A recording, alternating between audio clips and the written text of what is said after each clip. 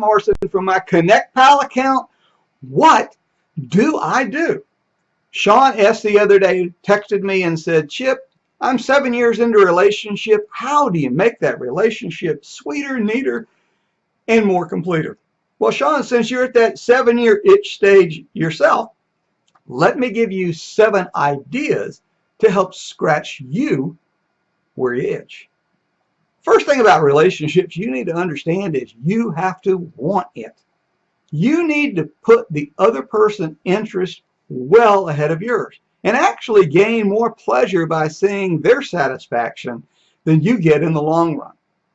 One of the things that's important in that relationship is the ability to talk. Talk is the glue that holds relationships together. Some people think the opposite of love is hate. It's not. It is the feeling of being ignored. When you constantly talk with the other party, you're showing interest in them. And they, in turn, over time, may show interest in you. So not only do you have to want it, you also have to work at it. Relationships are tough. You know, that bill collector that you just got off the phone with may seem urgent, but really is unimportant in the long scheme of things to your relationship. Psychologists say that it takes 28 days to form a habit. Are you willing to take 28 days and put somebody else's interest ahead of your own? I certainly hope so. And hey guys, for you especially out there, you need to learn how to do unmanly things. You need to make the bed without being asked. Or if your wife is making the bed, at least help her. If she makes a great dinner for you, why are you not cleaning up the kitchen? You need to do that. You also need to fix things around the house without ever being asked. And guys, here's a real special one. When you're wrong, admit it. It goes a long way in adding value and substance to your relationship with another. Hey, and don't just make dinner on occasion for her. Don't make a reservation. Take her to dinner at your own place. Candlelit dinner, surprised at the most unusual time, will always win a woman's heart. All right, so we got to want it. We got to work at it. Outside of that, it's important for you to understand in a relationship, never take the other party for granted. When my wife and I got married, that was the first thing I told her, that I would never take her for granted and would work hard every single day to see that she's happy.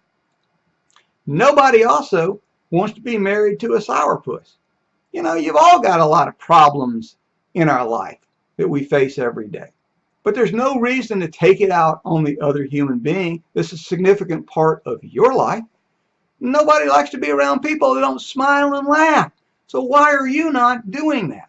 If you have trouble doing that, then practice it. Work at it. And then the other party in the relationship will be naturally attracted to you. When was the last time you held hands? A little surprising thing I'll tell you about my wife and I is that we actually sometimes hold hands in bed.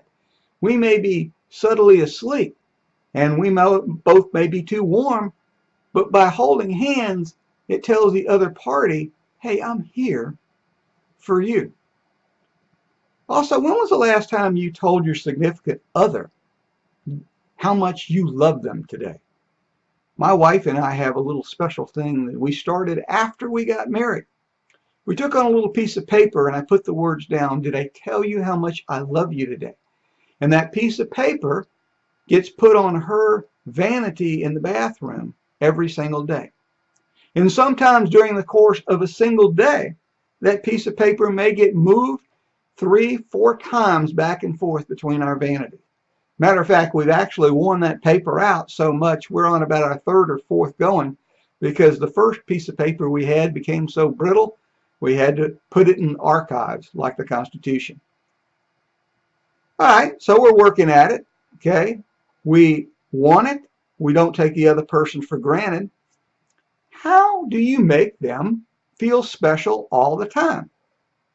You make them feel special by doing things for them and with them that they least expect. Yeah, you may want to go play tennis or golf with the guys, but your wife really wants to participate in that neighborhood garage sale. You need to stop and you need to help her. When was the last time you had a date night together where you went out and actually shared some fun together? When was the last time you planned trips together? When was the last time you took walks together? All of these things are vastly important in helping to build a positive relationship for the two of you. Also, you need to get off the couch and get out of the rut. So many of us do the same things over and over and over again. We sit down and have dinner in front of the boob tube, watching Wheel of Fortune, followed by Jeopardy. Great, mind-opening, but you've got to get out of the rut. Remember those Thanksgiving and Christmas dinners you had with your family, with the kids and all the cell phones and everything was in the other room and how happy things were at that moment in time? You need to be repeating that almost daily. If you're not sitting down with your family, your significant other, with the boob tube off and the phones in the other room, you're missing a valuable part of building a cohesive relationship and a strong family relationship with everyone in there. You know, I love going into houses and seeing that they actually have a two-person chair and ottoman somewhere in the family room, which tells me at some point they may watch a movie cuddled up together, or they may cuddle up and read books together. Those are the kinds of things that are important in a relationship. Not just the sex, but the ability to be knowing and touching and cuddling from time to time. They play a valuable role in that relationship too. And when was the last time that you planned and traveled together? Yeah, it's important, if you think so, to have girl trips and guy trips. But where are the together trips? Where are the things that you did and worked together and traveled together? My wife and I, at least every other month, take a 2 to 3 day together trip somewhere, because it's important to help recharge our batteries and help us keep reconnected together. I'm very fortunate in the fact that my wife loves many of the things that I do. I got her interested in golf when I was a member of a private country club, long before I met her. I'm very fortunate she got interested in flying, which is an important part of my life.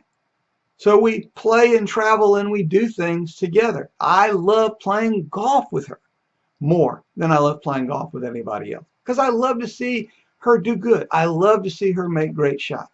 It makes me feel wonderful. Outside that, you need to learn how to make your spouse or partner your best friend and business partner and life coach. Why is this important?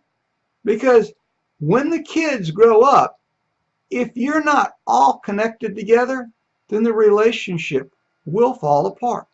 You need to be a sounding board for each other. You need to share your ideas and goals together. Remember, in your relationship, you both had goals individually as well as couples. When was the last time you revisited those? They're an important part of having a stable and strong relationship with another party. When you focus on these things, you help tune in, turn up the volume of your success with your significant other. Hey, my time's up today. I want to thank you yet again for yours.